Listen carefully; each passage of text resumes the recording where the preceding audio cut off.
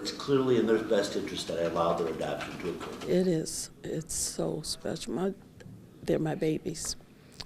When they came into my home, we thought it was temporary, but they just grows on you, you know. And today, I don't think I could ask from God anything better than what has happened today. Give it a whack on my pad, okay?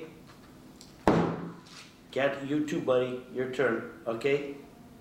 You look at moms and dads and grandmas and grandpas and aunts and uncles, all there watching and knowing, hey, he is ours now and will always be for the rest of eternity. Give it a wrap.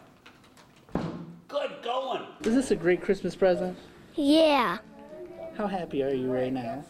a lot happy. I heard 7 shots. They were pistol shots in as close order as you could possibly get them fired. Miller looked out his window to see several police cars and learned those shots were fired from 2 Eden County deputies into this blue car, killing a 32-year-old man who police would only say is from the greater Lansing area. The initial reports were they were just dispatched to a vehicle in the ditch. Did not know if it was a car crash, if it was a drunk driving. And following hours of taking pictures and collecting evidence, state police aren't saying what led up to the shots being fired. We're going to review video, interview witnesses, interview the parties involved when we can.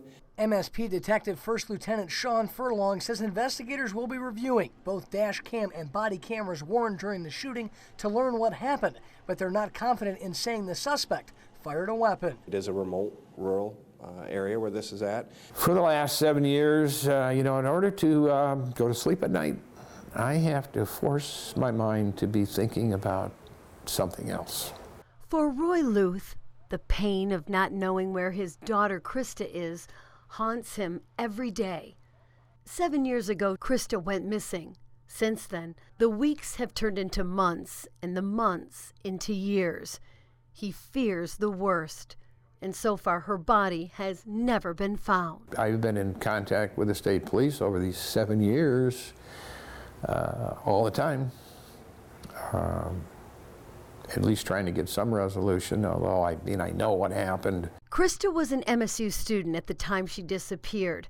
That November day, she left her Eureka Street home in Lansing to walk to nearby Hunter Park to give a talk about rain gardens to her horticulture class, but she never showed up. Do you believe she was killed the day she disappeared? Absolutely. Absolutely, yes. Michigan State Police Detective Sergeant Tom DeClerc, who is actively working the case with a team of state police detectives, has named Krista's former boyfriend as the prime suspect. That boyfriend was Brad Cornea. Brad Cornea had an extensive criminal history involving rape. We'd learned that upon first being interviewed, Brad Cornea denied any contact with her whatsoever on the day she disappeared. Well, what the investigation has shown is that he had several contacts with her via cell phone, and he was one of the last contacts with her on cell phone the day she disappeared. The same evening Krista went missing, Brad Cornea's truck broke down along southbound US 127 near College Road. An Ingham County Sheriff's deputy stopped to see if he needed any help, but Brad declined. Months later, state police detectives searched the area around where his truck broke down and found several things that belonged to Krista, including her Michigan license, an MSU debit card, and her broken cell phone. We know that the last time she used this phone, she was near her house. And it obviously was never used again. It's a little hard. It's a little hard. As any heartbroken father would, Roy wants to see his daughter's killer brought to justice.